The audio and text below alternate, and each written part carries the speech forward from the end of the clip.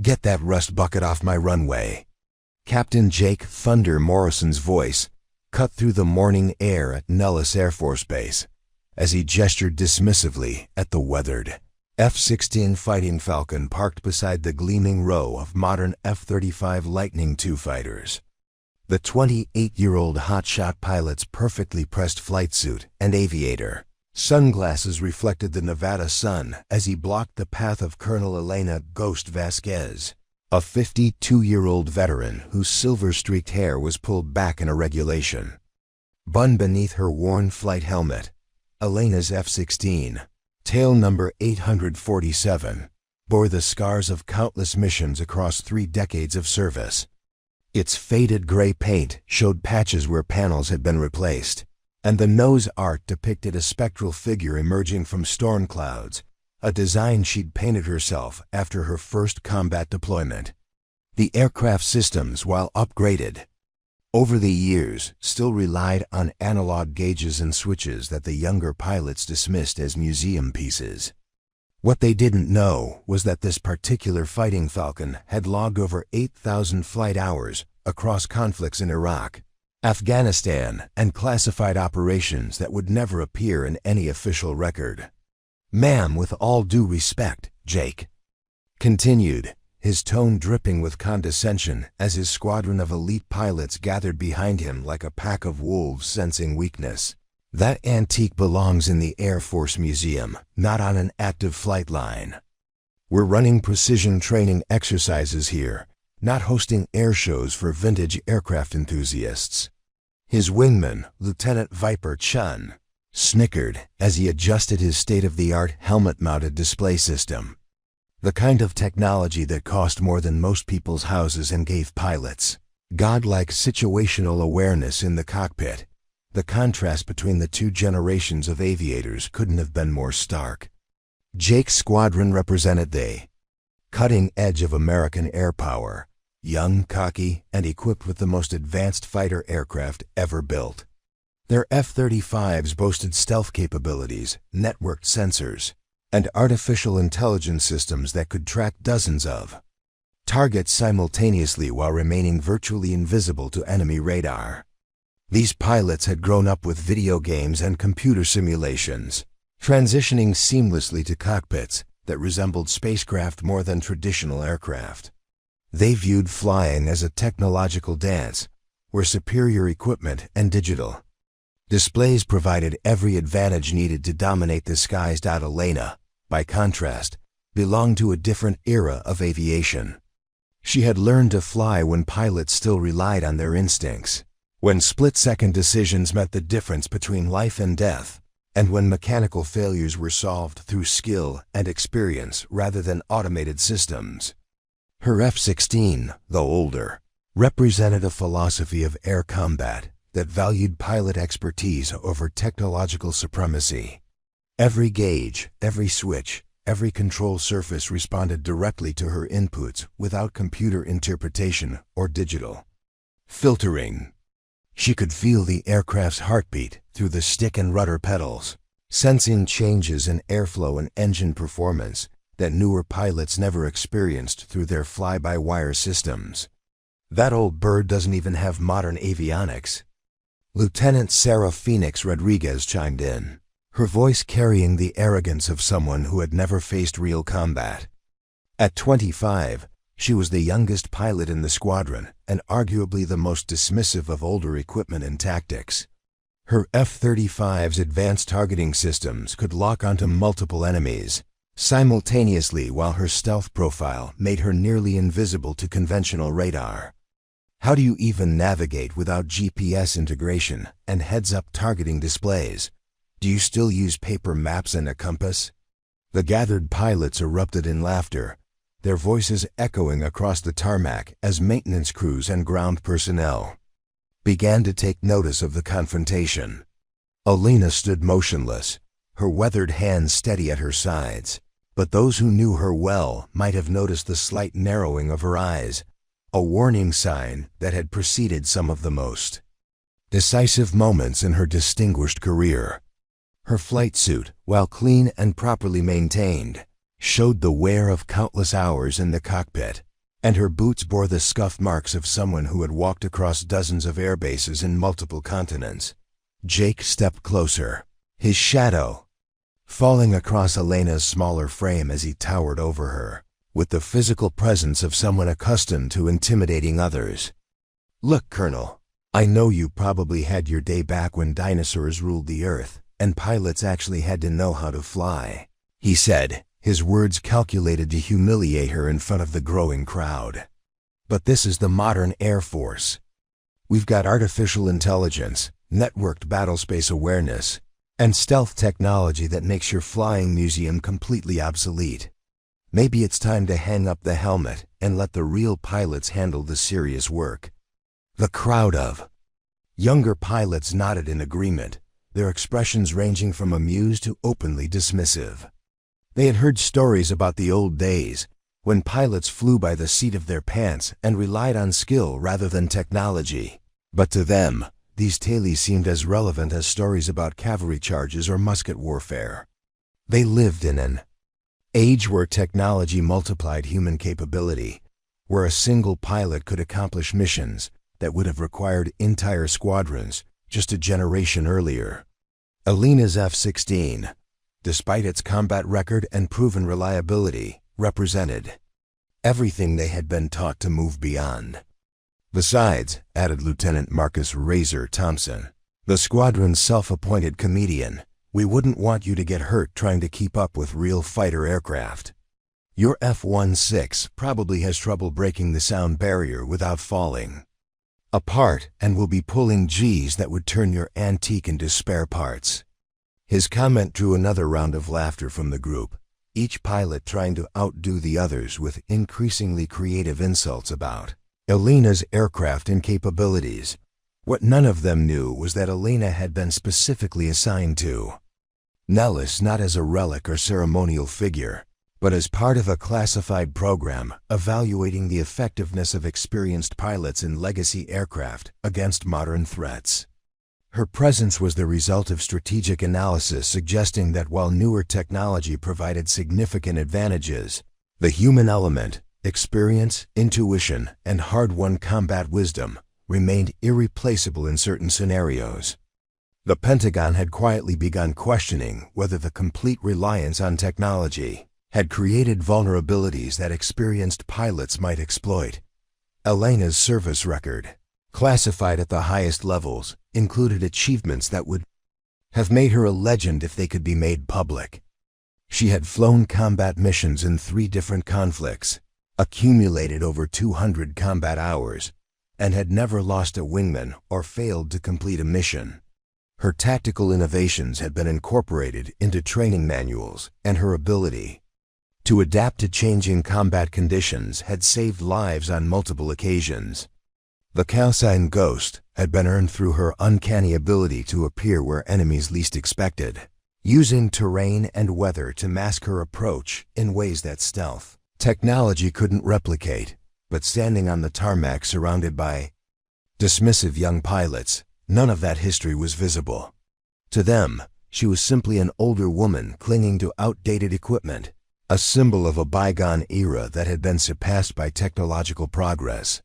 They saw her gray hair and weathered hands, her analog instruments and mechanical systems, and concluded that she represented everything the modern Air Force had evolved beyond.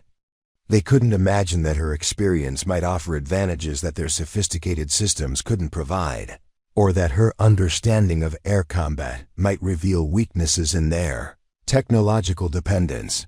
Jake's voice rose as he delivered what he clearly intended as the final insult, his words designed to drive Elena away from the flight line permanently. "Why don't you taxi that piece of junk back to the hangar where it belongs, and maybe find a nice desk job where you can tell war stories to whoever's willing to listen. The sky belongs to pilots who know how to use modern equipment, not living museum exhibits who still think they're flying World War II fighters." The silence that followed was deafening, broken only by the distant sound of jet engines and the whisper of desert wind across the runway. Elena stood perfectly still, her expression unreadable as she processed the systematic humiliation that had just unfolded. Around her, the crowd of pilots waited to see how she would respond to Jake's ultimatum, their faces showing a mixture of anticipation and satisfaction at having successfully driven off what they perceived as an unwelcome intruder in their domain. For a moment that stretched into eternity, Elena's gaze moved slowly across the faces of the young pilots, memorizing each one with the kind of attention to detail that had kept her alive through countless dangerous missions. Her weathered hands remained steady, betraying none of the emotions that might have been churning beneath her calm exterior. When she finally spoke, her voice carried the quiet authority of someone who had faced far more dangerous opponents than arrogant young pilots. "We'll see," she said simply, her words carrying a weight that momentarily unsettled Jake's confident demeanor. Without another word, she turned and walked toward her aircraft, her boots clicking steadily on the tarmac as the crowd of pilots parted reluctantly before her.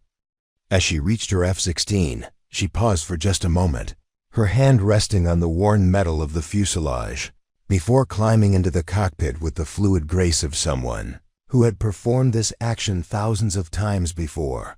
The sound of her engine starting up filled the air, the familiar whine of the F-16's turbofan motor rising to a crescendo that sent vibrations through the ground beneath their feet.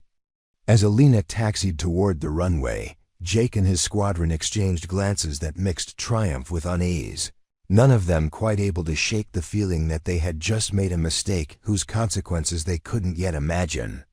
The old fighter jet moved with surprising agility, its pilot's touch evident in every smooth adjustment and perfect alignment. But the young pilots dismissed this as mere showmanship from someone desperately trying to prove her relevance in a world that had moved beyond her capabilities. They had no idea that they had just humiliated a woman whose skills and experience would soon mean the difference between life and death for their entire squadron. I wonder where you're watching this story unfold from today. Whether you're in a bustling metropolis like Chicago, where skyscrapers reach toward the heavens that military pilots defend, or perhaps you're in a small farming town in Iowa, where the sound of fighter jets occasionally breaks the peaceful silence as they pass overhead during training exercises. Maybe you're viewing this from the sunny beaches of California, where naval aviators practice their carrier landings, or from the mountains of Colorado, where the thin air challenges even the most experienced pilots to push their aircraft to new limits.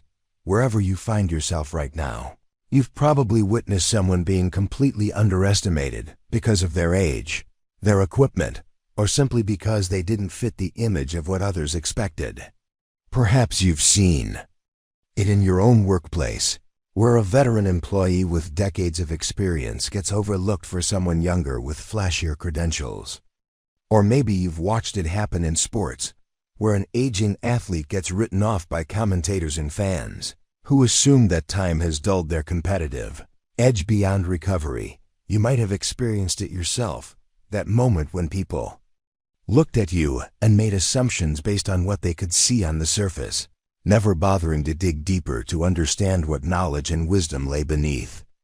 It's a universal human experience, this tendency to judge capability by appearance, to assume that newer automatically means better, and to dismiss the value of experience in favor of the latest technology or trends in the military world. This dynamic becomes even more pronounced.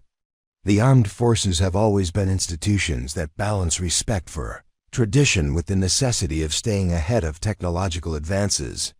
Young service members arrive fresh from training, their minds filled with the latest tactical innovations and their hands trained on the most advanced equipment available. They represent the cutting edge of military capability, the incorporation of lessons learned from previous conflicts, and the adaptation of civilian technological advances to military applications. These young warriors often view their predecessors with a mixture of respect and impatience. They honor the sacrifices made by previous generations, while simultaneously believing that their superior training and equipment make them more effective than those who came before. It's not malicious. It's simply the natural confidence that comes from being part of what they believe is the most advanced military force in human history. But here's what they sometimes forget. Experience isn't just about knowing how to operate equipment or execute standard procedures. Real experience, the kind that comes from facing life and death situations where split-second decisions determine outcomes, creates a different kind of knowledge. It's an understanding that goes beyond technical specifications and operational manuals, beyond what can be learned in simulators or classroom settings. This deeper knowledge includes an intuitive understanding of how systems behave under extreme stress, how human psychology affects decision-making in crisis situations, and how to adapt when technology fails or circumstances exceed the parameters of standard training. It's the kind of wisdom that can only be gained through years of real-world application, through making mistakes and learning from them, through surviving situations that tested every aspect of their capabilities. The young pilots at Nellis Air Force Base that morning represented everything admirable about the next generation of military aviators. They were intelligent, well-trained, and equipped with technology that would have seemed like science fiction to pilots from previous decades. Their F-35 Lightning II fighters incorporated stealth capabilities, advanced sensors, and networked communications that allowed unprecedented situational awareness and coordination. These aircraft could engage multiple targets simultaneously while remaining virtually invisible to enemy radar, representing decades of research and development in aerospace technology. But technology, no matter how advanced, is only as effective as the human being operating it. And human beings, regardless of their training or natural ability, can only truly understand their limits and capabilities through experience that tests them beyond the comfortable boundaries of peacetime exercises and controlled training scenarios. Confrontation they had just witnessed represented more than simple generational conflict or inter-service rivalry. It was a clash between two different philosophies of military aviation, two approaches to the fundamental question of what makes a pilot truly effective in combat situations. The younger pilots believed that technological superiority, combined with extensive training on modern systems, provided the ultimate advantage in aerial warfare. They saw Elena's F-16 as a relic, a museum piece that had been surpassed by newer, more capable aircraft. From their perspective, this wasn't unreasonable.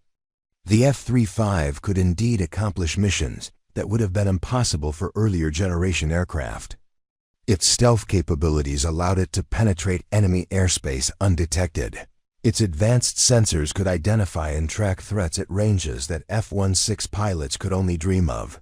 And its networked systems enabled coordination between aircraft that transformed individual fighters into nodes in a larger tactical network. But Elena represented a different philosophy, one that valued pilot skill and experience over technological advantage. Her F-16, while older, was a proven combat aircraft that had demonstrated its effectiveness in multiple conflicts. More importantly, it was a platform that required its pilot to be intimately involved in every aspect of flight operations, from navigation to target identification to weapons employment. There were no automated systems to compensate for pilot error, no artificial intelligence to suggest optimal tactics, no computer-generated displays to simplify complex tactical situations. This difference in approach created a fundamental disconnect between the generations. The young pilots couldn't understand why anyone would choose to fly an aircraft that lacked the technological advantages they had come to depend on. They viewed Elena's preference for older equipment as stubbornness or an inability to adapt to modern realities, never considering that her choice might be based on a different understanding of what truly mattered in aerial combat. What they didn't realize was that Elena's experience had taught her something that couldn't be programmed into computers or learned from training manuals, that in combat, the most sophisticated technology in the world could be rendered useless by circumstances that its designers never anticipated. She had seen advanced systems fail at critical moments, had watched pilots become so dependent on their technology that they couldn't function effectively when it malfunctioned or was compromised by enemy action. Her F-16, with its simpler systems and more direct pilot interface, represented a different kind of capability, one that relied on human skill and judgment rather than technological superiority. She could fly and fight effectively, even if her radar failed, even if her communications were jammed, even if her navigational systems were compromised. The aircraft responded directly to her inputs, allowing her to feel changes in airflow, engine performance, and flight characteristics that newer, more automated systems filtered out in the name of pilot convenience. This wasn't nostalgia or resistance to change. It was a strategic choice based on hard-won experience about what truly mattered when lives were on the line. Elena had learned that while technology could provide significant advantages, it could also create vulnerabilities that experienced enemies would exploit. She had seen pilots who became so dependent on their automated systems that they lost the fundamental flying skills that might save their lives when technology failed. The young pilots at Nellis couldn't appreciate this perspective because they had never faced situations where their technology failed them. Their training had been conducted in controlled environments where equipment functioned as designed, where communication systems remained operational, and where the most advanced threat simulators provided challenges that were difficult but not impossible to overcome. They had never experienced the disorientation of flying in actual combat conditions, where enemy action could disrupt their carefully planned tactics and force them to rely on basic pilot skills and tactical intuition. This gap in experience created a dangerous overconfidence that Elena recognized immediately. She had seen it before in young pilots who arrived at their first combat assignments, convinced that their superior training and equipment made them invincible. Some of them learned quickly that war was different from training, that enemy pilots were not programmed to follow predictable patterns, and that survival often depended on skills that couldn't be taught in classrooms or simulators. But standing on the tarmac that morning, surrounded by dismissive young pilots who viewed her as an obsolete relic, Elena couldn't explain any of this without seeming to lecture or condescend. Her experience had taught her that some lessons could only be learned through direct experience, that wisdom gained through hardship couldn't be transferred through words alone. The irony was that both generations had something valuable to offer. The young pilot's familiarity with modern technology and their fresh perspective on tactical problems could complement the hard-won experience and intuitive understanding that Elena brought to aerial combat. But the confrontation that had just occurred had polarized the situation, creating an adversarial dynamic that made cooperation and mutual learning nearly impossible. As Elena's F-16 disappeared into the desert sky, the young pilots who remained on the tarmac felt a mixture of satisfaction and unease. They had successfully defended their territory and established their dominance over what they perceived as an unwelcome intruder. But some of them, perhaps those with more maturity or insight, sensed that they might have made a mistake whose consequences they couldn't yet imagine. The desert wind continued to blow across the runway, carrying with it the scent of jet fuel and the promise of challenges that would test everything these young pilots thought they knew about themselves and their capabilities. None of them could have predicted that within hours, their comfortable assumptions about technology, experience, and what it truly meant to be a fighter pilot would be shattered by circumstances that would reveal the difference between training and reality, between confidence and competence, between flying and fighting. Elena Vasquez lived in a modest ranch-style home 15 miles from Nellis Air Force Base, nestled in a quiet neighborhood where military families had settled for generations. The house, with its cream-colored stucco exterior and red tile roof, blended seamlessly with the southwestern architecture that dominated Las Vegas's older residential areas. A small American flag hung from a pole beside her front door, and her driveway was occupied by a well-maintained 2018 Honda Civic, practical, reliable, and utterly unremarkable. The front yard was xeriscaped with native desert plants and decorative rocks, requiring minimal maintenance while respecting the harsh Nevada climate. Inside, the house reflected the disciplined simplicity of someone who had spent decades in military service.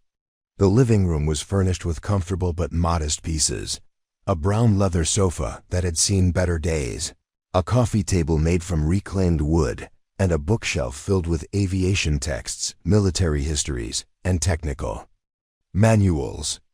The walls displayed a carefully curated collection of photographs: her graduating class from Air Force Academy, various squadron photos from different assignments, and images of aircraft she had flown over the years. Notably absent were any personal awards or commendations, which remained stored in a locked filing cabinet in her small home office. The kitchen was functional and organized, with everything in its designated place. Elena prepared her meals with the same precision she brought to flight planning, measuring ingredients carefully and following recipes that had been perfected through repetition. Her breakfast routine never varied: oatmeal with fresh fruit, black coffee, and a glass of orange juice, consumed while reviewing weather reports and airspace advisories on her tablet. She lived alone by choice, having never married, dedicating herself entirely to her military career and the demands of flying high-performance aircraft. Her neighbors knew her as a quiet, courteous woman who kept her lawn immaculate and never complained about noise or minor inconveniences. She helped elderly residents with yard work and snow removal, participated in neighborhood watch programs, and always volunteered for community cleanup efforts. To them, she was simply Elena, a nice lady who worked at the air base and drove to work each morning at precisely 0530 hours. They had no idea that the unassuming woman who waved politely from her driveway was one of the most accomplished fighter pilots in U.S. Air Force history. Elena's daily routine began at 0430 hours, with a 5-mile run through the desert paths that bordered her neighborhood. She maintained the same physical fitness standards she had followed throughout her military career, understanding that peak physical condition was essential for handling the extreme G-forces and physical demands of high-performance flight. Her running pace was steady and controlled, never rushed, reflecting the patience and endurance that had characterized her entire approach to military service. During these morning runs, she would review flight procedures in her mind, visualizing emergency scenarios and rehearsing responses to potential problems. After her run, she would return home for a quick shower and breakfast before driving to Nellis Air Force Base. The commute took exactly 23 minutes, and she used this time to listen to aviation weather reports and air traffic control communications on her scanner. She had memorized every landmark along the route, every traffic pattern, and every potential alternate path in case of emergencies. This attention to detail extended to every aspect of her life, from her meticulously maintained vehicle to her perfectly organized flight gear. At work, Elena served as a senior instructor pilot in the weapons school, responsible for training the next generation of fighter pilots in advanced tactics and combat techniques. Her colleagues respected her knowledge and experience, but few knew the full extent of her combat record. She taught with quiet authority, using examples from her own experience without ever bragging or seeking recognition. Her students learned quickly that when Colonel Vasquez offered advice, it was worth listening to, though many of them were too young to fully appreciate the depth of knowledge she was sharing. Elena's reputation within the Air Force was that of a pilot's pilot, someone who had mastered every aspect of her profession through decades of dedicated service. She had flown multiple aircraft types, from the T-38 Talon during her training days to the F-15 Eagle during her early combat assignments, before specializing in the F-16 Fighting Falcon that had become her signature aircraft. Her understanding of aerodynamics, weapon systems, and tactical employment was encyclopedic, gained through thousands of hours of flight. Time and continuous study of evolving combat techniques. What set Elena apart from her peers was not just her technical knowledge, but her intuitive understanding of how aircraft behaved in extreme conditions. She could sense problems before instruments detected them, feeling changes in engine performance or flight characteristics through subtle vibrations in the controls. This sensitivity had saved her life on multiple occasions and had earned her the respect of maintenance crews who knew that when Elena reported an issue, it was worth investigating, even if diagnostic equipment showed no problems. Her call sign, Ghost, had been earned during her third combat deployment, when she had developed a reputation for appearing where enemies least expected. Using terrain masking and weather conditions to conceal her approach, she could position herself for attacks that seemed to come from nowhere. This ability wasn't the result of advanced stealth technology, but rather in profound understanding of how to use natural concealment and tactical positioning to achieve surprise. She had studied the tactics of World War II fighter aces who had accomplished similar feats with much more primitive equipment, understanding that the fundamental principles of aerial combat remained constant despite technological advances. Elena's personal life was deliberately simple, focused entirely on her professional responsibilities and the continuous study required to remain current in her field. She read voraciously, staying informed about developments in aviation technology, military tactics, and international conflicts that might affect American air operations. Her home office contained dozens of technical manuals, tactical guides, and intelligence reports that she reviewed regularly to maintain her edge as an instructor and combat pilot. The decision to continue flying the F-16 rather than transitioning to newer aircraft had been a conscious choice based on her belief that the older aircraft provided better training for fundamental piloting skills. While the F-35 Lightning II offered superior sensors and stealth capabilities, it also automated many functions that Elena believed pilots should understand intimately. She had seen too many young pilots become dependent on automated systems, losing the basic flying skills that might save their lives when technology failed. Her F-16, tail number 847, had been specially modified for her current assignment. While it retained the classic analog instruments and manual controls that required constant pilot attention, it had been upgraded with modern communication systems and defensive countermeasures. The aircraft represented the perfect balance between old-school piloting requirements and contemporary combat capabilities, allowing Elena to demonstrate that pilot skill could often overcome technological disadvantages. Elena's apartment contained one room that visitors never saw, a small study that she had converted into a memorial to fallen comrades. The walls were covered with photographs of pilots she had served with who had not returned from combat missions, along with newspaper clippings and official citations describing their final flights. This room represented the weight of command and the responsibility she felt for every pilot under her instruction. Each face reminded her that the skills she taught were not academic exercises, but life-and-death capabilities that would determine whether young pilots survived their first combat encounters. The confrontation at the flight line that morning had been particularly painful because it reminded her of the dangerous overconfidence she had observed in many young pilots. Their dismissive attitude toward her experience and equipment revealed a fundamental misunderstanding about what truly mattered in aerial combat. They had never faced an enemy who could jam their sophisticated sensors, never experienced the disorientation of flying in actual combat conditions, never been forced to rely on basic piloting skills when their automated systems failed. Elena's evening routine was as structured as her morning preparation. She would review the day's training events, making notes about student performance and areas that required additional attention. She maintained detailed files on every pilot she instructed, tracking their progress and identifying potential problems before they became serious issues. Her recommendations carried significant weight in promotion and assignment decisions. Though she used this influence sparingly and always in the best interests of the individual pilot and the service, her dinner was usually simple: a salad, grilled chicken or fish, and vegetables prepared with minimal seasoning. She ate while reviewing intelligence reports and tactical analyses, maintaining her awareness of global threats and emerging combat techniques.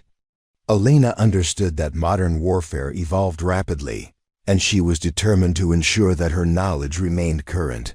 Despite her preference for older equipment, the walls of her home office were lined with aviation books dating back to the early days of military flight, including volumes on World War I dogfighting tactics, Korean War jet combat, and Vietnam-era air-to-air engagements.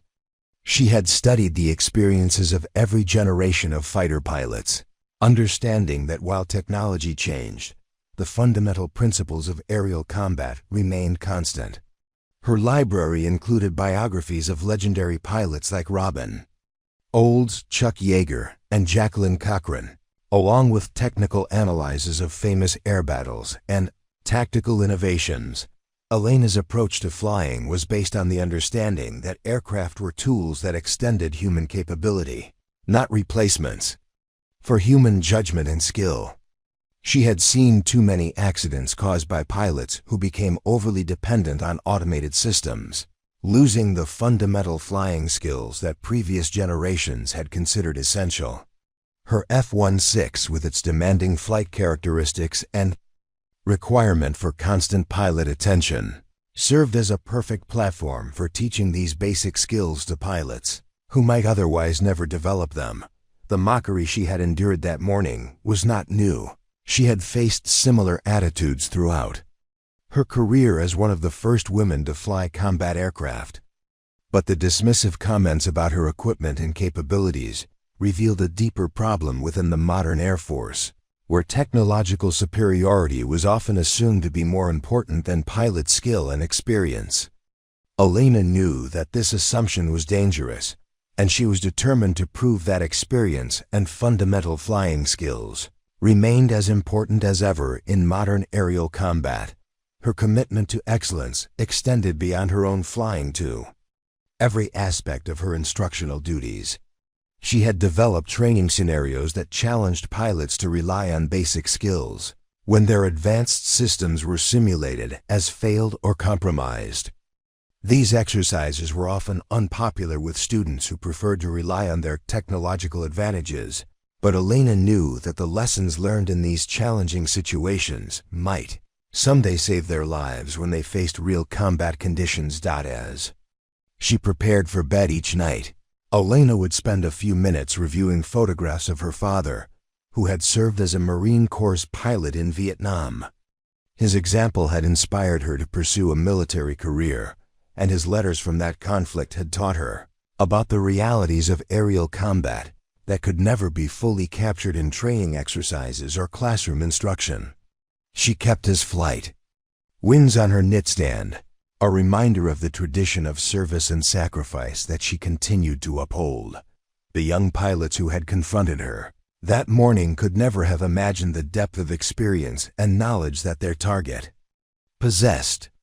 To them, she was simply an older woman flying outdated equipment, someone whose time had passed and who should step aside for the next generation. They had no understanding of the countless hours she had spent perfecting her craft, the life-and-death decisions she had made in actual combat, or the responsibility she felt for ensuring that they would be prepared for the challenges they would inevitably face. Elena's quiet confidence came from knowing that she had faced every challenge that military aviation could present and had emerged, not just as a survivor, but as a master of her profession. The dismissive laughter of young pilots could not diminish the knowledge she had gained through decades of dedicated service, nor could their technological advantages replace the wisdom that came from real combat experience. She understood that someday, circumstances would arise that would test everything they thought they knew about flying and fighting. And when that day came, their survival might depend on the very skills and experience they had chosen to mock. Elena Vasquez's military career began 28 years earlier at the United States Air Force Academy in Colorado Springs, where she had distinguished herself as one of the top cadets in her class. The Academy's rigorous environment, with its emphasis on honor, discipline, and excellence, had shaped her fundamental approach to military service and leadership. She had graduated third in her class of 1,200 cadets, earning recognition for both academic achievement and leadership potential. Her senior thesis on tactical innovation in air-to-air combat had been selected for publication in the Air Force's professional journal, marking her early as someone with exceptional analytical capabilities and deep understanding of military aviation. Following graduation, Elena had attended undergraduate pilot training at Columbus Air Force Base in Mississippi, where she had quickly established herself as an exceptional aviator. Her instructors noted her natural feel for aircraft control and her ability to remain calm under pressure, qualities that were rare even among the highly selected group of pilot candidates. She had finished first in her pilot training class, earning the coveted Distinguished Graduate Award and her choice of aircraft assignments. When she selected fighter aircraft, she became one of fewer than 50 women flying combat aircraft in the entire Air Force, entering a profession that had been exclusively male for decades.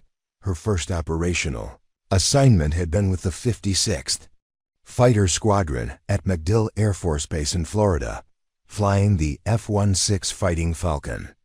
The transition from training aircraft to high-performance fighters had been challenging, requiring her to master complex weapon systems, advanced tactics, and the demanding physical requirements of air-to-air combat.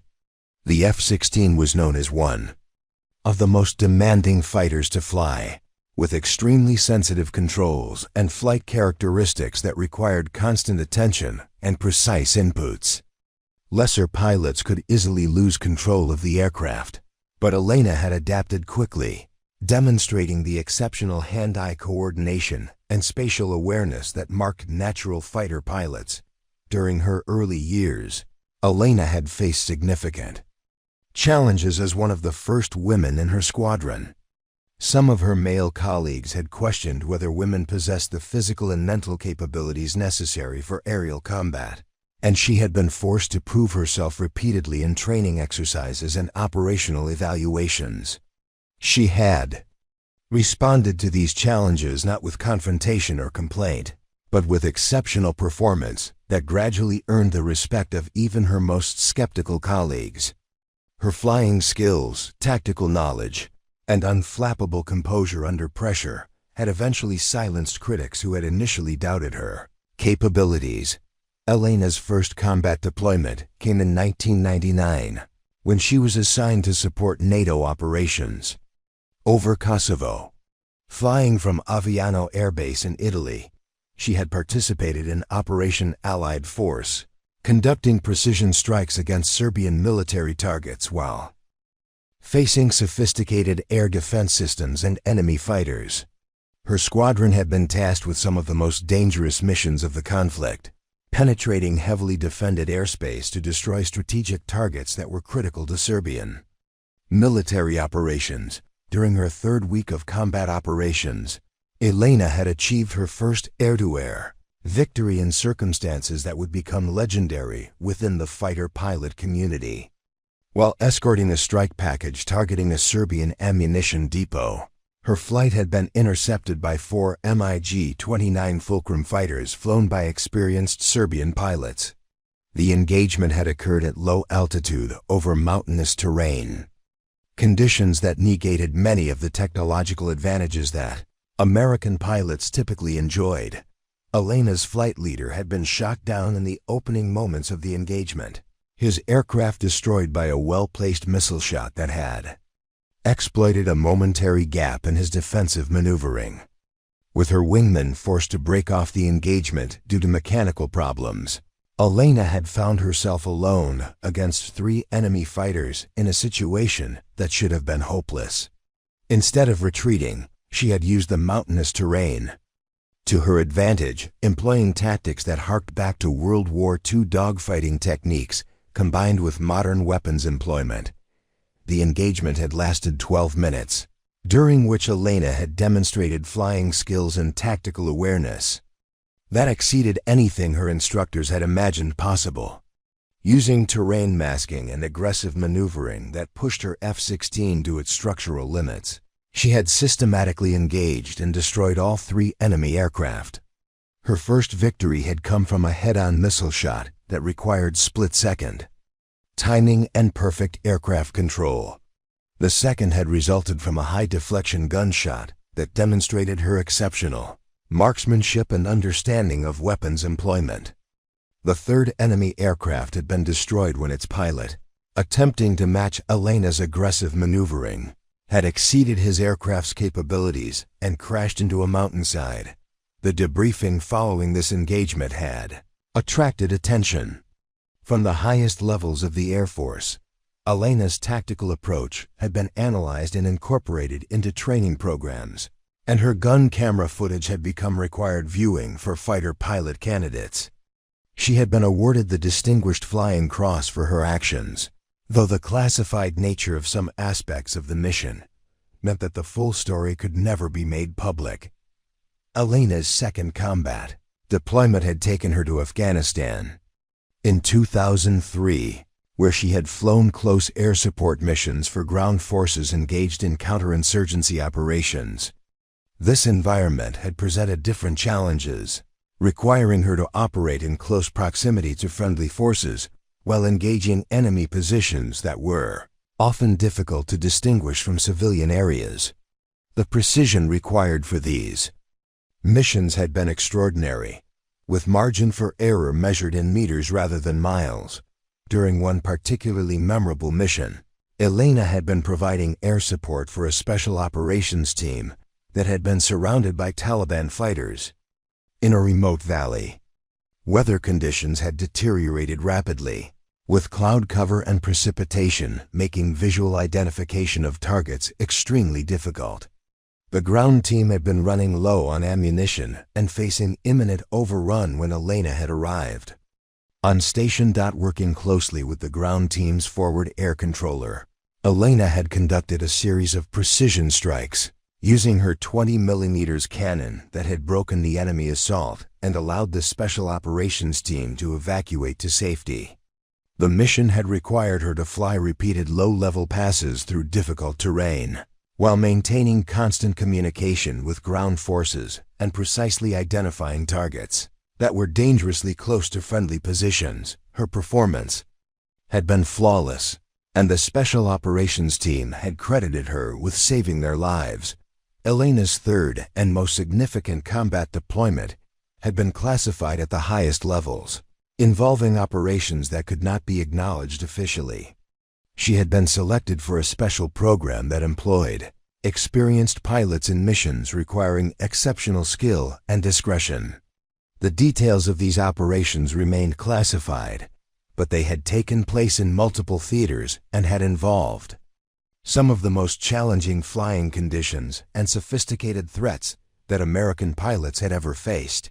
During this deployment, Elena had accumulated over 200 combat hours while facing advanced enemy air defense systems and experienced adversary pilots. She had pioneered new tactics for employing older aircraft against modern threats, demonstrating that pilot skill and tactical innovation could overcome technological disadvantages. Her success in these missions had led to her selection for promotion to senior positions and recognition as one of the Air Force's most capable combat pilots. The psychological toll of combat operations had been significant. Though Elena had learned to compartmentalize the stress and emotional impact of her experiences, she had seen friends killed in action, had been forced to make life-and-death decisions under extreme pressure, and had lived with the constant awareness that any mission might be her last. These experiences had shaped her understanding of what truly mattered in aerial combat, and had given her a perspective that could not be gained through training or simulation. Elena's transition from combat operations to instructor duties had been driven by her desire to pass on the lessons she had learned to the next generation of fighter pilots. She had recognized that her knowledge and experience were valuable resources that could help young pilots survive their first combat encounters. Her instructional approach emphasized fundamental flying skills and tactical thinking over reliance on advanced technology, understanding that pilots who mastered these basics would be better prepared for the unexpected challenges of real combat. Her reputation within the fighter pilot community had grown steadily over the years, with pilots who had served under her command seeking her out for advice and guidance long after their assignments had ended. She had become a mentor to dozens of young pilots, helping them develop the skills and confidence necessary for successful combat careers. Her influence extended beyond her immediate students, as pilots she had trained went on to become instructors themselves, spreading her tactical innovations and philosophical approach throughout the Air Force. Elena's decision to continue flying the F-16 rather than transitioning to newer aircraft had been based on her belief that the older aircraft provided better training for fundamental piloting skills. The F-16 required constant pilot attention and input, forcing pilots to develop the hand-eye coordination and aircraft control skills that were essential for survival in combat. She had observed that pilots who learned to fly on highly automated aircraft often lacked these fundamental skills, making them vulnerable when their technology failed or was compromised. Her F-16, tail number 847, had become famous within the fighter pilot community for its combat record and the exceptional pilots who had flown it. Elena had been the aircraft's primary pilot for over 15 years, accumulating more flight hours in this particular airframe than any other pilot in Air Force history. She knew every sound, vibration, and handling characteristic of the aircraft, making her one of the most capable F-16 pilots in the world. The awards and decorations that Elena had earned during her career filled an entire wall of her home office, though she rarely spoke of them publicly. In addition to her distinguished Flying Cross, she had been awarded the Air Medal with multiple oak leaf clusters, the Combat Action Medal, and numerous other decorations recognizing her exceptional service. Her efficiency reports had consistently rated her as one of the top pilots in the Air Force, and she had been recommended for promotion ahead of her peers on multiple occasions. Elena's expertise extended beyond flying to include detailed knowledge of aircraft systems, weapons employment, and tactical doctrine. She had written several classified studies on air-to-air combat that had influenced Air Force training programs and acquisition decisions. Her analysis of enemy tactics and capabilities had been used to develop countermeasures and training scenarios that had saved the lives of countless American pilots. The transformation from combat pilot to instructor had required Elena to develop new skills in education and leadership. She had studied adult learning theory and instructional design, understanding that effective teaching required more than just technical knowledge.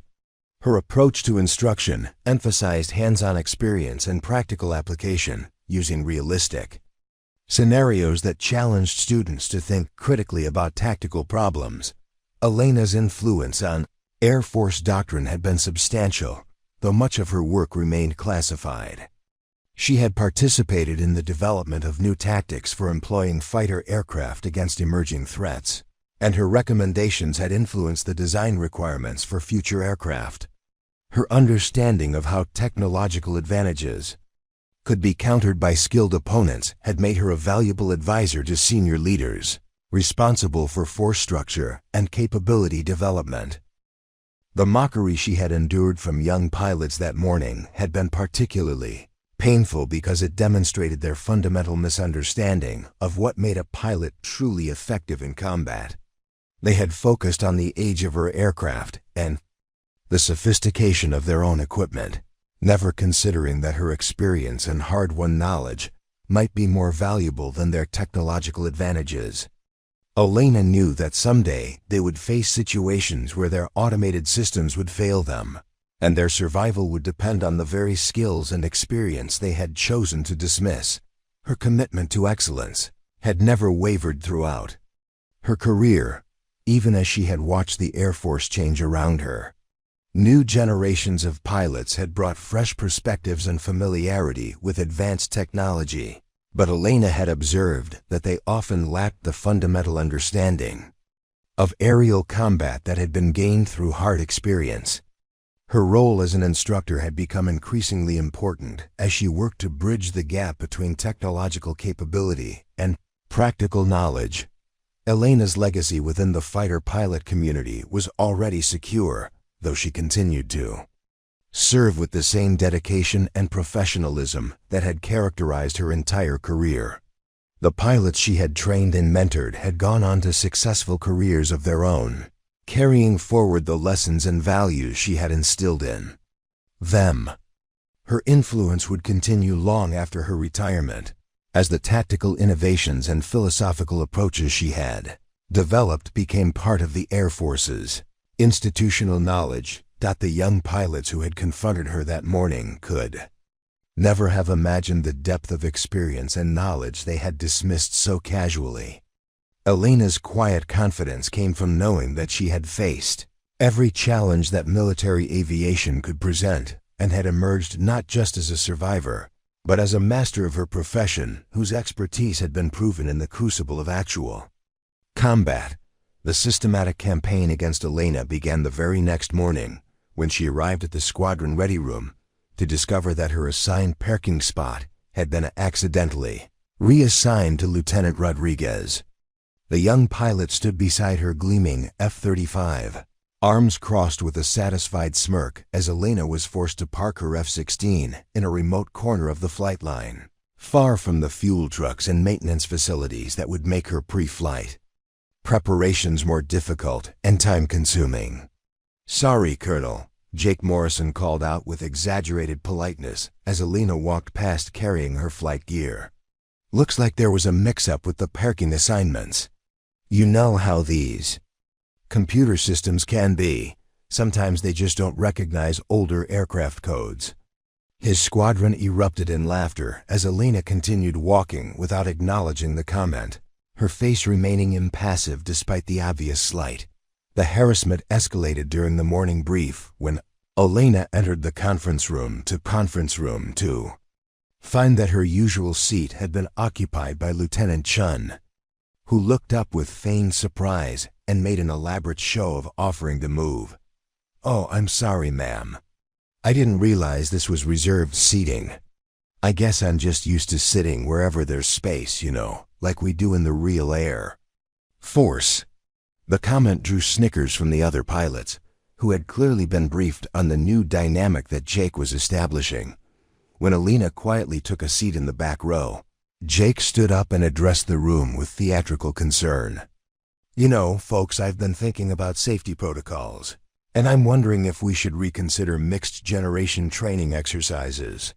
Some of these older aircraft systems might not be compatible with our modern communications and navigation equipment.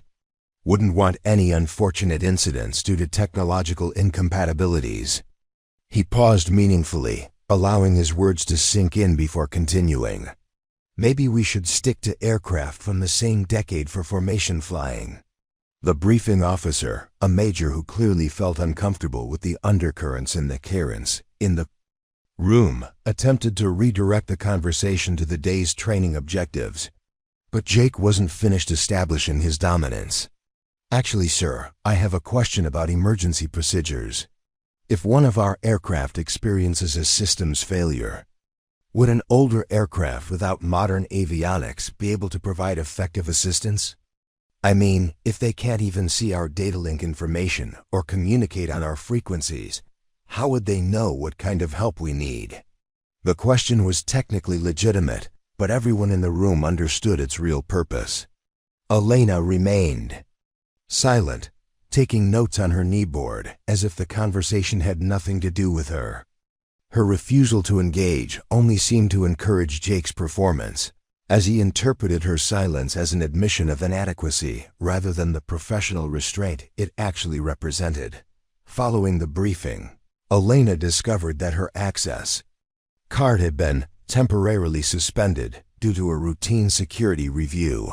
That would prevent her from entering the classified planning facility, where mission details were discussed.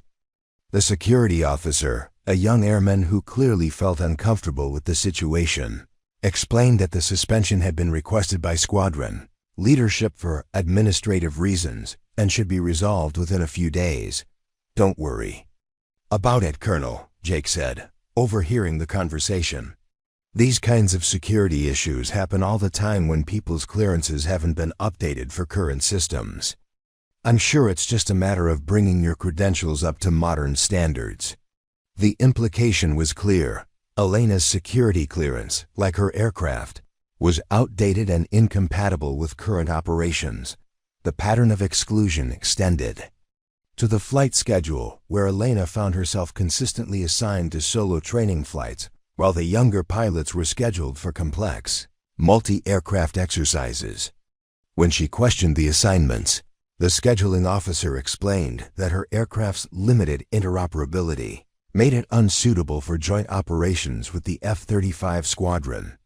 The explanation was technically plausible, but Elena recognized it as a systematic effort to isolate her from meaningful training opportunities.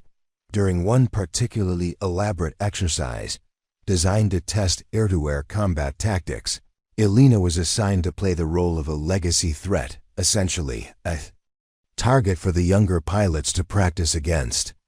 The scenario was described as a training opportunity to help the F-35 pilots understand how to engage older aircraft that might be encountered in certain international situations.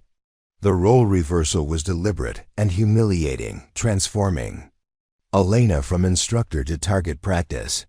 "Try not to make it too easy on us, Colonel," Lieutenant Thompson called out during the pre-flight briefing. "We need realistic training, so you'll have to really push that old bird to its limits if you want to give us a decent challenge. Of course, we'll understand if the aircraft just can't keep up with modern fighters." The comment was delivered with a tone of mock concern that fooled no one, and Elena's colleagues in the briefing room shifted uncomfortably at the obvious disrespect. The harassment reached a new level during a formal dining event celebrating the squadron's recent achievements. Elena arrived to find that her assigned table was located in the back corner of the room, far from the main speaker and partially obscured by serving equipment. The other occupants of her table were junior administrative personnel and civilian contractors, a subtle but clear signal that she was not considered part of the squadron's operational core. Jake Morrison's speech that evening included several references to the evolution of military aviation and the importance of staying current with technological advances. He spoke about the need for pilots to embrace the future rather than clinging to the past, and emphasized how the F-35 program represented the triumph of innovation over tradition. While he never mentioned Elena by name, everyone in the room understood that his comments were directed at her. "Some people," Jake continued, warming to his theme, "think that experience alone is enough to remain relevant in modern warfare. But the reality is that warfare has evolved beyond the capabilities of previous generations. Today's threats require today's solutions, and yesterday's heroes need to recognize when it's time to step aside and let the next generation take over." The applause that followed was enthusiastic from the younger pilots and politely restrained from the more senior officers who recognized the inappropriate nature of the comments. Elena maintained her composure throughout the evening, participating in conversations when addressed directly, but otherwise observing the social dynamics that were being established around her exclusion. She noted which officers seemed comfortable with the situation and which appeared uncomfortable but unwilling to challenge it. The evening provided valuable intelligence about the squadron's internal politics and Jake's influence over his peers. The campaign against Elena extended beyond the squadron to the broader base community, where Jake's influence began to affect her professional relationships. Maintenance personnel who had previously prioritized her aircraft's needs began responding more slowly to her requests, citing heavy workloads and competing priorities. The excuse was plausible, but Elena noticed that F-35 maintenance issues were resolved with remarkable efficiency, while her F-16 seemed to slip further down the priority list. During a base-wide training exercise, Elena discovered that her aircraft had been scheduled for routine maintenance that would prevent her participation in the primary mission. The maintenance chief, a senior non-commissioned officer who had worked with Elena for years, seemed genuinely embarrassed as he explained that the work order had come from squadron leadership and couldn't be delayed. "Sorry, Colonel," he said quietly. "Orders are orders, and they want this bird down for the next 3 days." The timing was clearly deliberate, as the exercise was designed to evaluate new tactics that Elena's experience would have made valuable. Her absence meant that important lessons learned from her combat experience wouldn't be available to inform the evaluation, potentially compromising the exercise's effectiveness. But Jake's priorities seemed focused more on excluding Elena than on maximizing the training value of the exercise. Elena's requests for participation in professional development opportunities were met with polite deferrals and administrative delays. A symposium on advanced air-to-air tactics that she had attended for the past 5 years was suddenly oversubscribed, and her application was placed on a waiting list. A classified briefing on emerging threats that directly related to her instructional responsibilities was rescheduled at the last minute to conflict with her assigned duties, making attendance impossible. The isolation extended to social interactions, where Elena found herself increasingly excluded from informal conversations and professional networking opportunities. The younger pilots would cluster together in the hallways and common areas, their conversations stopping when she approached and resuming after she passed. The message was clear. She was no longer considered part of the professional community that had once welcomed her expertise. Jake's influence over the administrative staff became apparent when Elena's travel requests began experiencing unusual delays and complications. A routine trip to a conference on pilot training methodology was delayed for weeks while her orders were processed through appropriate channels. When she finally received approval, it was too late to attend the conference, and her replacement was one of Jake's wingmen who had no background in instructional design. The systematic nature of the harassment became clear during a squadron meeting, where Jake introduced a new policy requiring all pilots to undergo currency training on modern avionics systems. The training was mandatory for continued flight status, but the curriculum was designed exclusively around F-35 systems that Elena's F-16 didn't possess. When she pointed out the logical inconsistency, Jake responded with feigned concern about maintaining professional standards across all aircraft types. "I understand your concern, Colonel," he said with mock sympathy, "but Air Force regulations are quite clear about the need for pilots to maintain currency in relevant systems. If your aircraft can't support the required training, perhaps we need to reconsider whether it should remain in active service." The threat was barely concealed, and Elena recognized it as an attempt to force her into retirement or aircraft transition. Elena's performance evaluations began reflecting the changing dynamics, with comments about her adaptability to modern operational requirements and integration with contemporary tactical systems. The language was carefully crafted to avoid direct criticism while raising questions about her continued effectiveness. Her supervisors, influenced by Jake's narrative about technological evolution, began viewing her preference for older aircraft as a liability rather than a strategic choice. The harassment reached its peak during a base inspection when Elena's aircraft was subjected to unusually intensive scrutiny, while the F-35s received routine reviews. Inspectors spent hours examining systems and procedures that had been standard for years, searching for discrepancies that might justify grounding the aircraft. Elena recognized the political motivation behind the inspection, but maintained her professional demeanor throughout the process. Jake's campaign succeeded in transforming Elena's status from respected instructor to isolated outsider within a matter of weeks.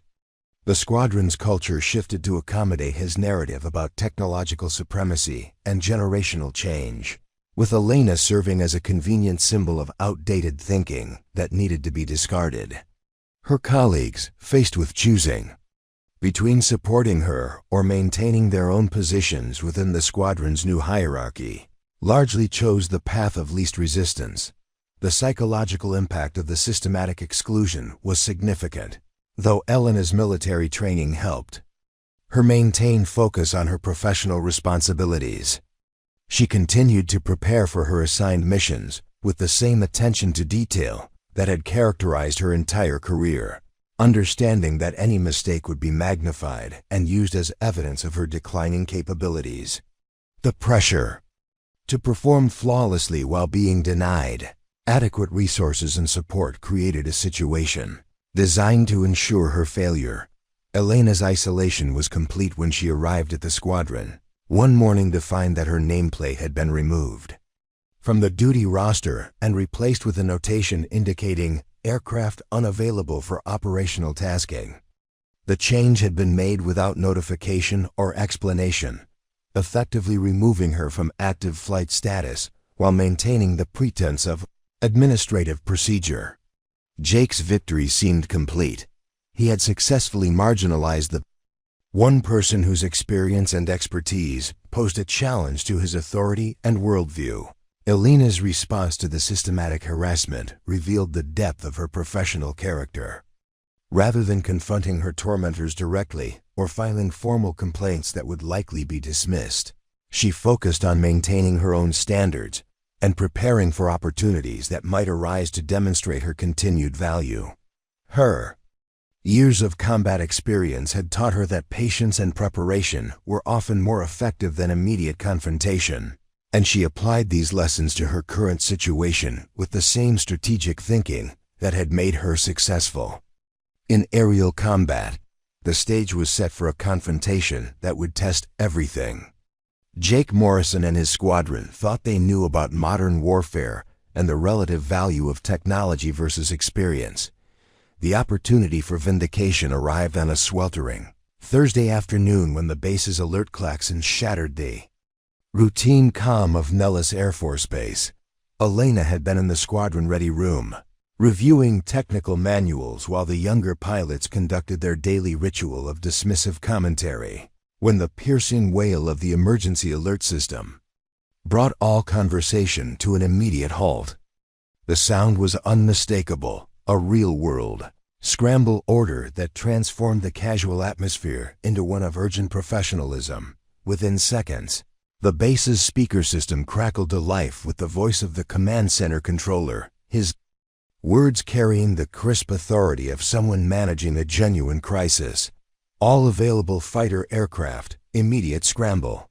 Search and rescue mission, priority alpha. Multiple aircraft down, grid coordinates to follow. Time is critical. The announcement sent pilots scrambling for their gear as the reality of the situation became clear. This was not a training exercise, but an actual emergency requiring immediate response. Jake Morrison was the first to react, his previous swagger replaced by focused intensity as he grabbed his flight gear and began issuing orders to his squadron. Thunder flight, immediate launch. Phoenix Viper Razor, get to your birds now. We've got people down and we're the only assets available. His voice carried the authority of someone accustomed to taking charge in crisis situations, and his pilots responded with the disciplined urgency that their training had instilled. Elena remained seated as the younger pilots rushed toward the door, understanding that she had been effectively excluded from operational missions and that her participation would not be welcome. She watched as Jake's squadron prepared to launch, their movements efficient and professional despite their earlier behavior. Whatever their flaws as individuals, they were well-trained military aviators who took their responsibilities seriously. When lives were at stake, the briefing that followed was conducted with exceptional speed as the details of the emergency became clear. A civilian aircraft carrying the medical evacuation team had gone down in the mountains of central Nevada, approximately 200 miles northeast of Las Vegas. The aircraft had been transporting a critically injured child to a specialist medical facility when it had encountered severe weather conditions that had forced it off its planned route. Radio contact had been lost 40 minutes earlier, and the aircraft's emergency locator beacon was transmitting from a remote canyon system. Known for its challenging terrain and unpredictable weather patterns, the Search and Rescue Coordination Center had immediately requested military assistance, recognizing that the civilian aircraft's occupants had limited time if they were to be found alive. The weather conditions that had caused the original emergency were continuing to deteriorate, with thunderstorms and severe turbulence making flight operations extremely hazardous. The mission would require pilots to operate in conditions that tested the limits of both human capability and aircraft performance. Jake's F-35 Squadron represented the most advanced search and rescue capability available, with sensors and communication systems that could theoretically locate the downed aircraft quickly and coordinate rescue efforts efficiently. Their aircraft's sophisticated radar and electro-optical systems should have been able to penetrate the weather conditions and identify the crash site, while their secure communications would allow them to coordinate with ground rescue teams and other aircraft. As the pilots rushed through their mission briefing, Elena quietly gathered her own flight gear and made her way to the flight line. She had not been assigned to the mission, but her years of experience had taught her that complex rescue operations often required more resources than initially anticipated. Her F-16, while lacking the advanced sensors of the F-35, was immediately available and could provide additional search capability if needed. The weather briefing painted a grim picture of the conditions that awaited the rescue mission. Severe thunderstorms were moving through the search area, with turbulence that would challenge even the most experienced pilots. Cloud cover was nearly complete, reducing visibility to near zero, and the mountainous terrain created wind patterns that could cause dangerous downdrafts and sudden changes in flight conditions. The forecast called for conditions to worsen over the next several hours, making immediate action essential. Jake's squadron launched 15 minutes after the initial alert, their F-35s disappearing into the overcast sky with the confidence of pilots who believed their advanced technology would overcome any obstacles they encountered. Elena watched their departure from beside her own aircraft, which she had been methodically preparing for potential launch. Despite having no official authorization to participate in the mission, the first indication of problems came 30 minutes later when Jake's voice crackled over the radio, his usual confidence replaced by frustration and concern. "Command, Thunder Lead. We're encountering severe weather conditions that are degrading our sensor effectiveness. Radar is showing significant interference from the storm cells, and our electro-optical systems are useless in these visibility conditions. We're going to need additional time to locate the target." The response from the command center was immediate and uncompromising. "Thunder Lead, time is critical. The medical team aboard the downed aircraft includes a pediatric specialist who was responding to a life-threatening emergency. Every minute counts. Continue your search pattern and report any contacts immediately." Elena listened to the radio traffic while completing her own aircraft preparations, her experienced ear detecting the subtle signs of mounting pressure and declining confidence in Jake's transmissions. She had flown search and rescue missions in similar conditions and understood the challenges that the younger pilots were facing. Their advanced sensors, while effective under normal conditions, were being overwhelmed by the electrical interference and atmospheric disturbances created by the severe weather.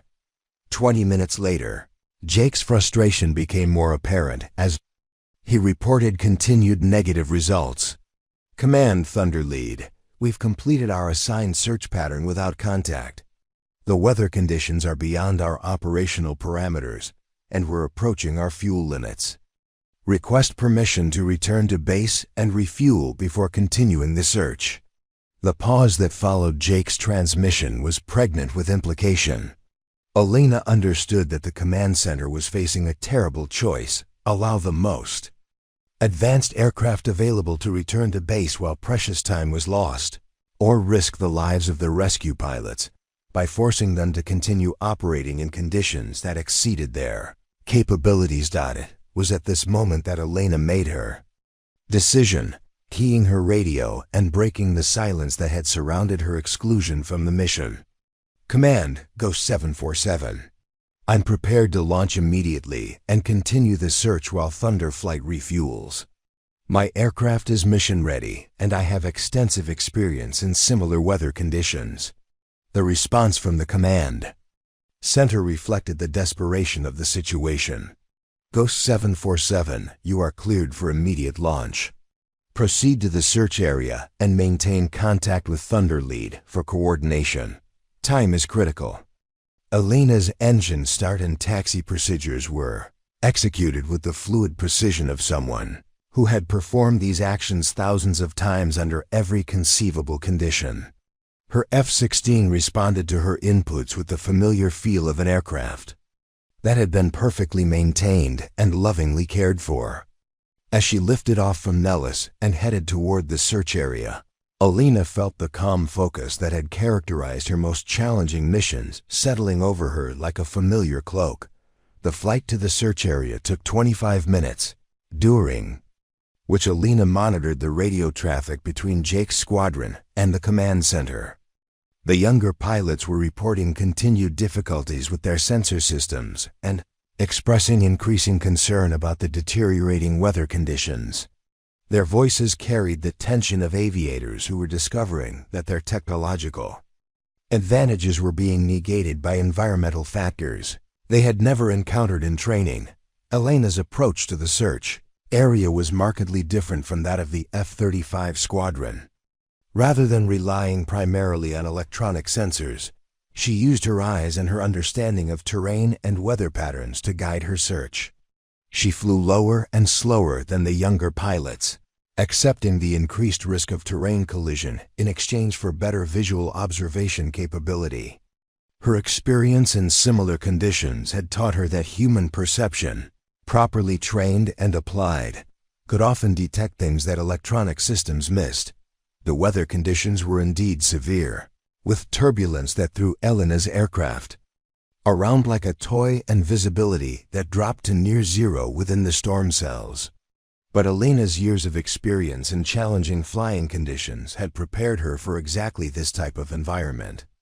She adjusted her flight path continuously, using her understanding of mountain weather patterns to find pockets of relatively clear air that provided brief windows of visibility. Elena's methodical search pattern was based on her analysis of the terrain and weather conditions at the time of the aircraft's disappearance. She reasoned that the pilot would have been looking for the safest possible landing site while dealing with deteriorating conditions, and she focused her search on areas that offered the best combination of accessibility and protection from the elements.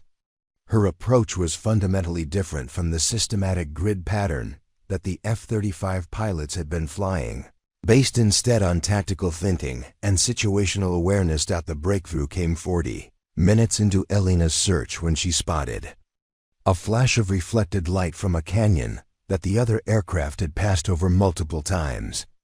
The reflection was barely visible through the storm clouds, but Elena's trained eye recognized it as potentially significant. She immediately began a careful descent toward the canyon, using her aircraft's maneuverability to navigate between the rock walls while maintaining sufficient altitude to avoid terrain collision. Elena's discovery of the crash site was the vindication that no one had expected, least of all the young pilots who had dismissed her capabilities so completely. The downed aircraft was located in a narrow canyon that the F-35 sensors had been unable to penetrate due to the terrain masking and electronic interference. Elena's visual search, conducted at low altitude and slow speed, had succeeded where the most advanced technology had failed. "Command, go 747. Elena transmitted with calm professionalism. "I have located the target aircraft. Coordinates follow. The aircraft appears to have made a controlled landing, and I can see survivors moving around the crash site. Recommend immediate dispatch of rescue helicopters to these coordinates. The relief in the command center's response was palpable. Ghost 747, outstanding work. Rescue assets are being dispatched to your coordinates immediately. Maintain overwatch and provide guidance for the rescue helicopters.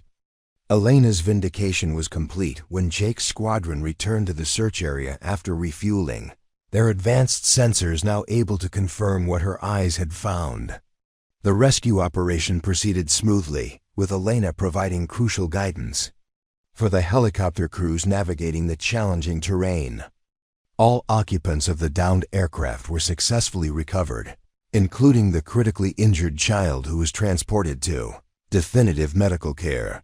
The mission's success represented a fundamental challenge to everything Jake Morrison and his squadron had believed about the superiority of modern technology over experience and traditional flying skills. Elena's success in conditions that had defeated their advanced systems forced them to confront the possibility that their dismissive attitude toward her capabilities had been both wrong and dangerous. Elena's return to Nellis Air Force Base marked a moment of profound transformation that no one in Jake Morrison's squadron had anticipated. Her F-16 touched down on the runway with the same precision that had characterized her entire career, but the context of her landing was entirely different from her departure just 4 hours earlier. The aircraft that had been dismissed as obsolete had just accomplished what the most advanced fighters in the world had failed to achieve, and the implications of that success were impossible to ignore. The immediate aftermath of Elena's successful rescue mission unfolded with the kind of dramatic reversal that military personnel rarely witness firsthand. As she taxied toward the flight line, ground crews who had previously treated her aircraft as a low priority rushed to provide the kind of attention typically reserved for returning heroes. The maintenance chief, who had been too busy to prioritize her aircraft's needs, was now personally directing the post-flight inspection. His demeanor transformed from indifference to professional respect. Jake Morrison's F-35 squadron had already landed and was completing their own post-flight procedures when Elena's aircraft came to a stop. The contrast between the two groups was stark. The younger pilots stood in subdued clusters around their advanced fighters, their earlier swagger replaced by the uncomfortable silence of those who had been forced to confront their own limitations. Their sophisticated sensors and networked communication systems had proven inadequate for the mission they had been assigned, while the museum piece they had mocked had succeeded brilliantly. The debriefing that followed was unlike anything Jake had ever experienced. Colonel Patricia Williams, the wing commander, conducted the session with the kind of intense focus that high-stakes military operations demanded. The facts were straightforward and undeniable. Elena had located the downed aircraft in conditions that had defeated the F-35 squadron's advanced sensors, and her success had directly resulted in saving multiple lives, including that of a critically injured child. "Ladies and gentlemen," Colonel Williams began, her voice carrying the authority of someone who had witnessed the full spectrum of military aviation over her own distinguished career. "We have just observed a textbook example of why experience and fundamental flying skills remain essential components of military effectiveness. Colonel Vasquez's performance today represents the kind of airmanship that has defined our profession for decades." Jake shifted uncomfortably in his seat as Colonel Williams continued her analysis.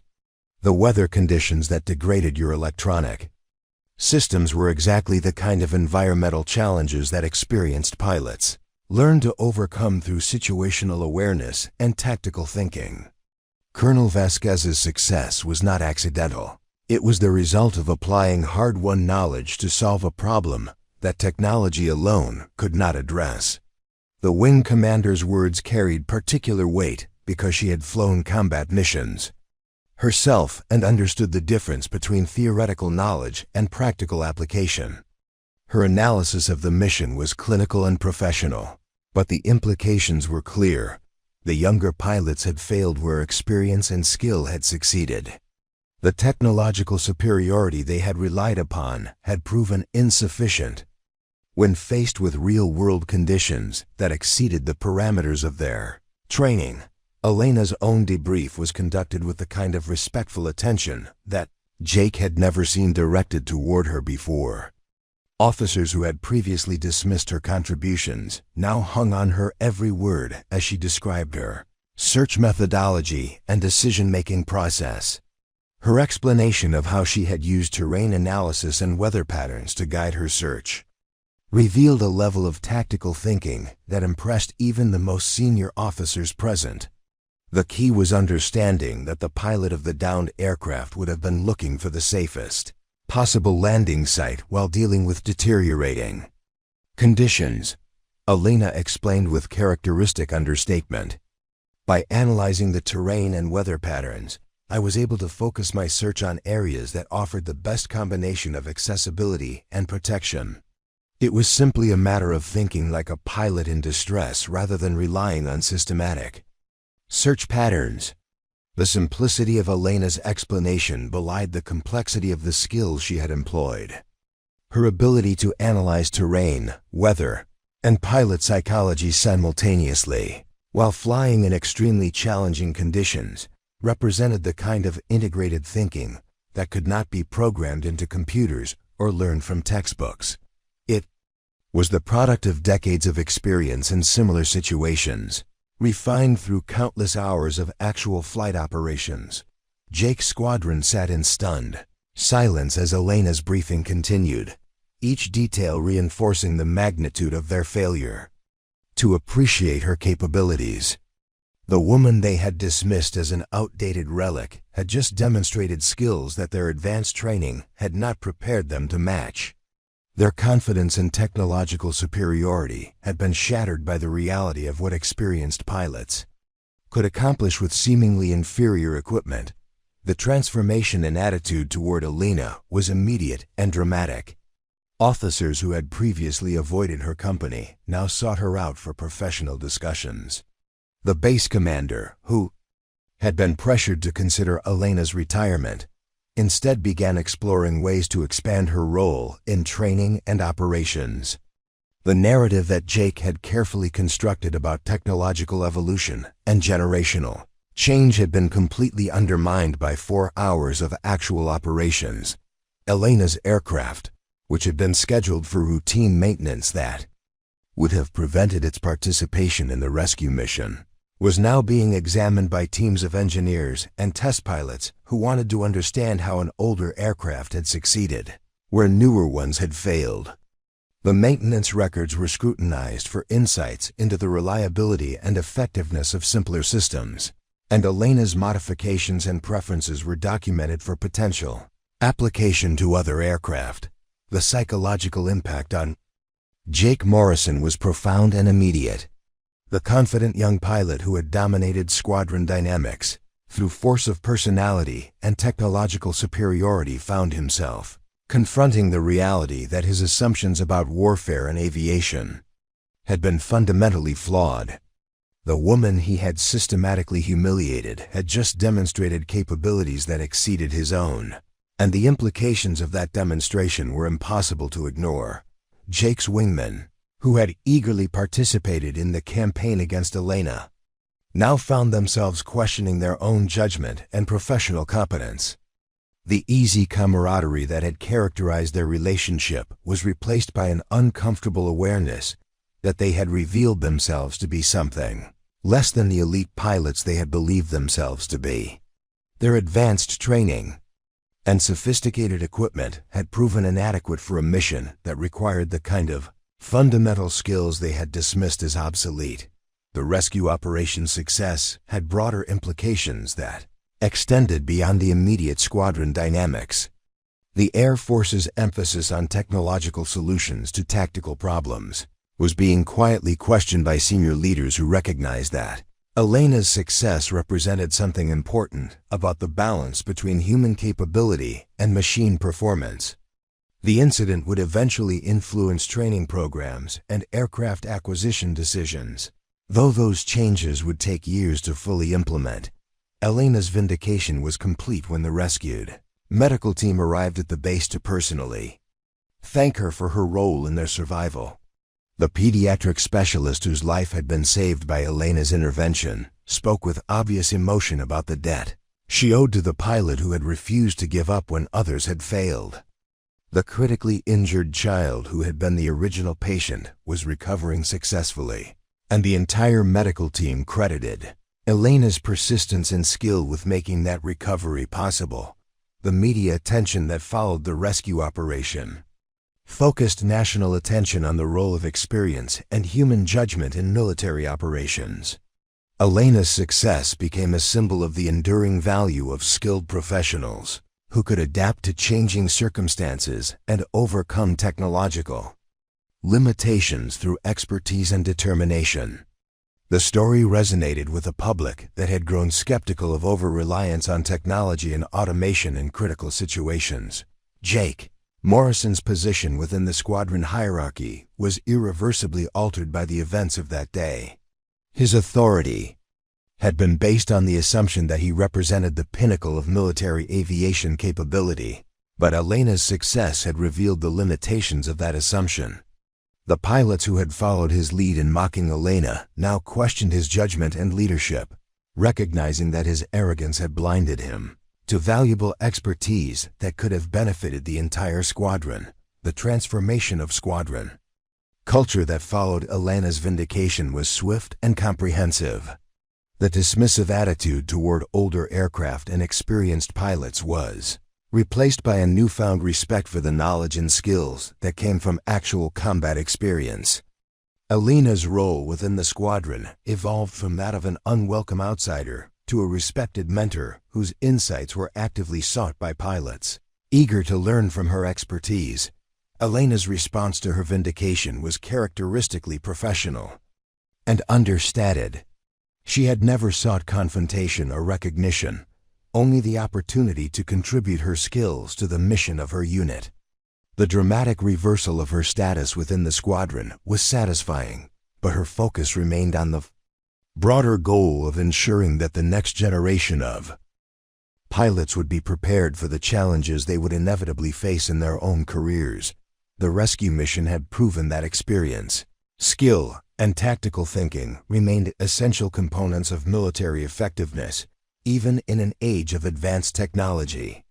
Elena's success had validated the choices she had made throughout her career and demonstrated that the wisdom gained through years of service could not be easily replaced by newer equipment or different training methods.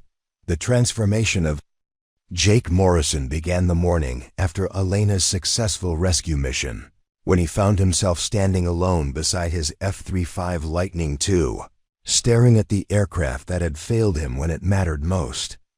The gleaming fighter that had once represented the pinnacle of his professional identity now seemed to mock him with its sophisticated systems and advanced capabilities that had proven inadequate when lives were at stake. For the first time in his career, Jake was forced to confront the possibility that his understanding of what made a pilot truly effective had been fundamentally flawed. The squadron ready room, which had been his domain just 24 hours earlier, now felt hostile and uncomfortable. Conversations stopped when he entered, and his former followers avoided eye contact as they went about their duties. The easy camaraderie that had characterized his leadership was gone, replaced by an atmosphere of professional embarrassment and personal introspection. Jake's wingmen, who had eagerly participated in mocking Elena, now seemed to view him as a liability rather than a leader. Elena's presence in the squadron had been transformed overnight from that of an unwelcome outsider to a respected expert, whose insights were actively sought by pilots who had previously dismissed her. The same officers who had laughed at Jake's jokes about her museum-piece aircraft now hung on her every word during briefings, eager to learn from someone who had demonstrated real competence under pressure. The reversal was complete and undeniable, leaving Jake to grapple with the reality that his entire worldview had been wrong. The first indication of Jake's internal struggle came during a routine training flight when his usual aggressive confidence was replaced by hesitation and second-guessing. His flight lead noticed the change immediately, observing that Jake seemed uncertain about decisions that he would have made instinctively just days earlier.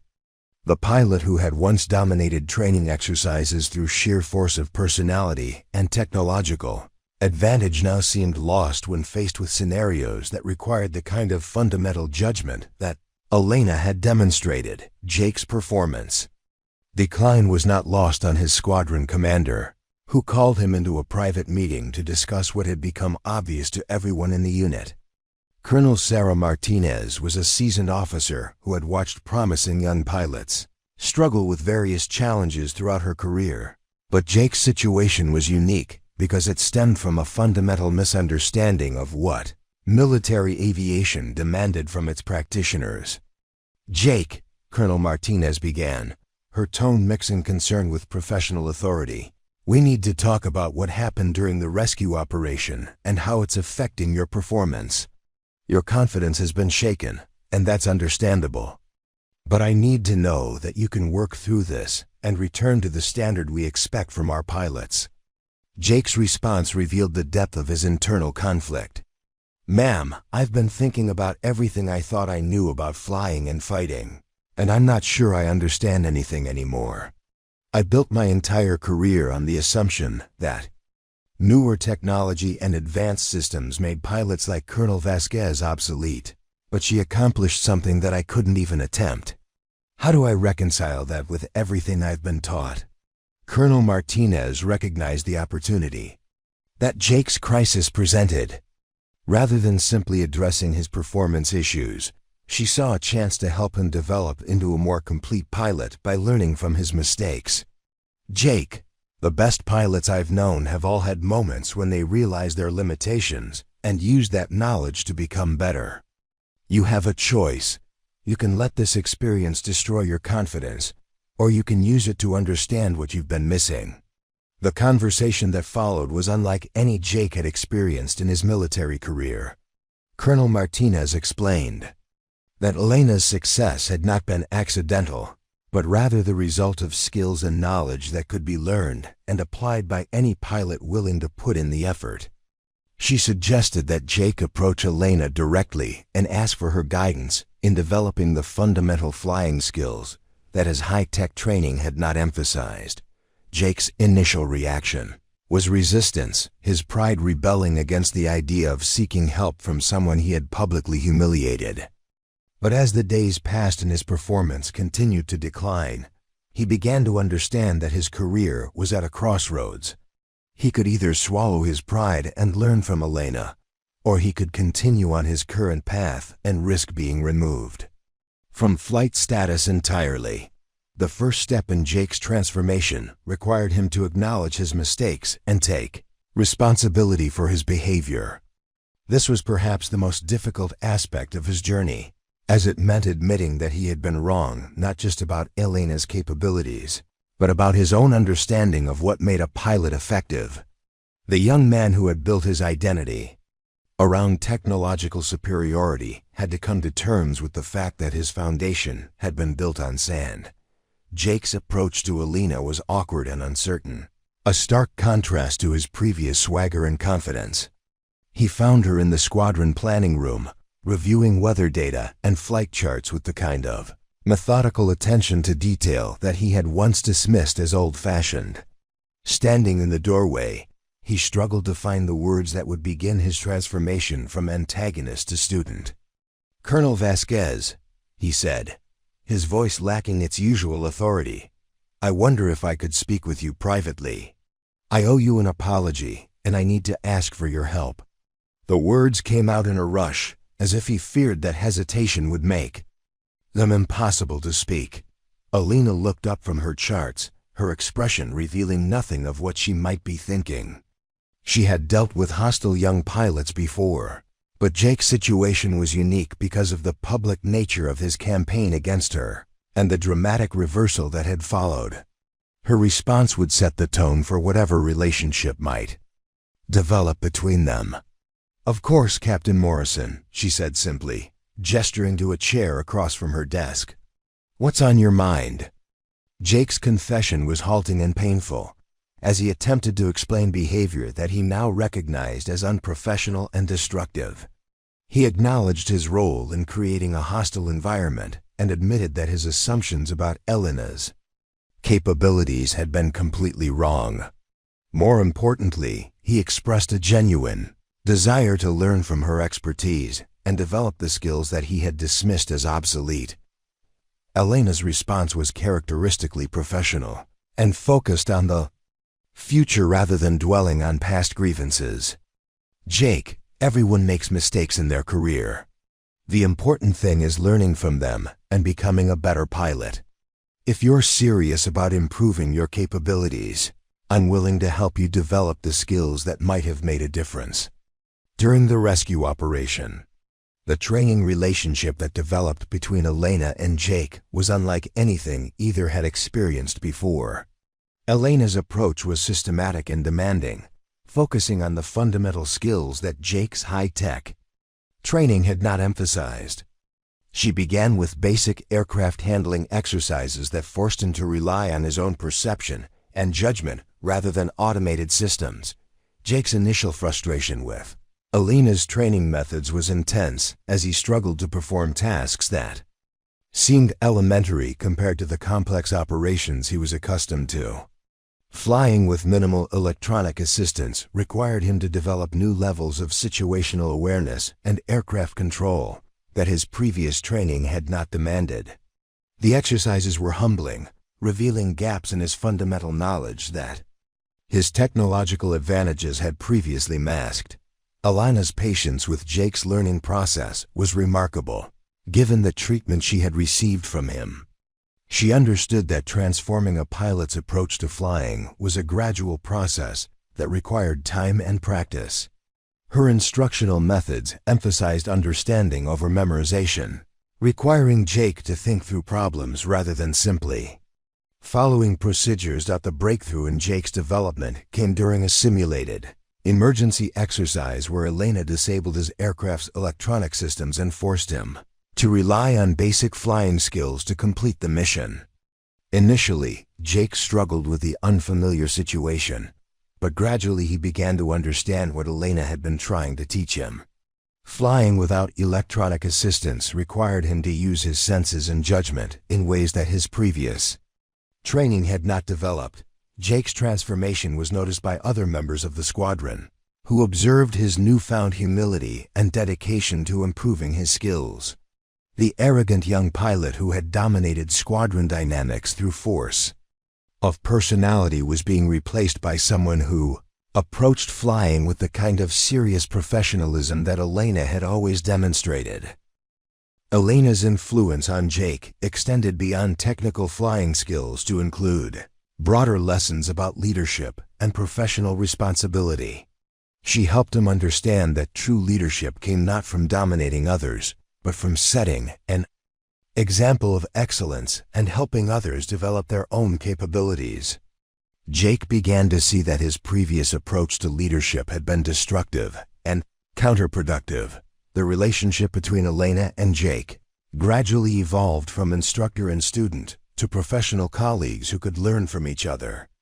Jake's familiarity with modern technology, combined with his growing understanding of fundamental flying principles, made him a more complete pilot than he had been before. Elena, in turn, gained insights into how newer systems could be integrated with traditional skills to create even more effective approaches to aerial combat. Jake's redemption was completed when he publicly acknowledged Elena's contributions to his development during the squadron meeting. His speech was not required or prompted by his superiors, but rather a genuine expression of gratitude for the patience and expertise that Elena had shown him. The moment marked the final transformation of their relationship from antagonistic to collaborative. The broader impact of Jake's transformation extended throughout the squadron and beyond, as other pilots observed the changes in his attitude and performance. His example demonstrated that pilots could learn and grow from their mistakes, and that the integration of experience and technology could create capabilities that exceeded what either could achieve alone. Elena's role in Jake's transformation was recognized by senior leadership, who used their relationship as a model for how experienced pilots could mentor younger aviators. The success of their partnership influenced training programs and professional development initiatives throughout the Air Force, demonstrating the value of combining traditional skills with modern technology. Jake's career trajectory was fundamentally altered by his experience with Elena, as he developed into a more complete pilot and leader than he had been before. The humbling experience of being shown his limitations had ultimately made him stronger and more effective. Though the journey had been difficult and painful, the transformation of Jake Morrison represented more than just personal growth. It symbolized the broader need for military aviation to balance technological advancement with the timeless principles of skilled flying and professional development. Elena's patient mentorship had not only salvaged a promising career, but had also created a model for how the Air Force could integrate the best of both traditional expertise and modern innovation. Years later, Jake would look back on his encounter with Elena as the most important learning experience of his career. The woman he had once dismissed as obsolete had become his most influential teacher, and the lessons she had taught him about flying, leadership, and professional humility would guide him throughout his military service and beyond. 5 years later, Jake Morrison stood at the podium of the Air Force Academy, addressing a class of eager young cadets who reminded him of his former self. Behind him, a large photograph displayed 2 aircraft in formation: Elena's weathered F-16 flying alongside his sleek F-35, the pilot flying that F-16 saved my career. Jake began, his voice carrying the authority of hard-won wisdom. But more importantly, she taught me that the deadliest weapon in any cockpit isn't technology, it's the human being operating it. Elena sat in the front row, now bearing the stars of a brigadier general, her promotion a testament to the Air Force's renewed appreciation for experience and mentorship. She had revolutionized pilot training programs, creating a curriculum that balanced cutting-edge technology with fundamental flying skills. Her methods had reduced training accidents by 40% and produced pilots who could adapt to any situation. Jake had become one of her most successful protégés, earning his own squadron command and reputation as a pilot who could seamlessly blend technological advantages with traditional airmanship. The arrogant young aviator who had once mocked museum pieces now taught his own students that wisdom often came in unexpected packages. Never underestimate anyone based on their equipment, their age, or their quiet demeanor, Jake continued, his eyes finding Elena's in the audience. The person sitting next to you might just be the one who saves your life someday. The lesson resonated far beyond military aviation. In boardrooms, classrooms, and communities across America, people were learning that experience and humility often trumped flash and arrogance. What would you have done in Jake's position? Would you have had the courage to admit your mistakes and learn from someone you had wronged? Share your thoughts in the comments below, and if this story of redemption and respect resonated with you, hit that subscribe button and join our community, where we celebrate the quiet heroes who make a difference every day. Remember, the most powerful stories often come from the most unexpected places.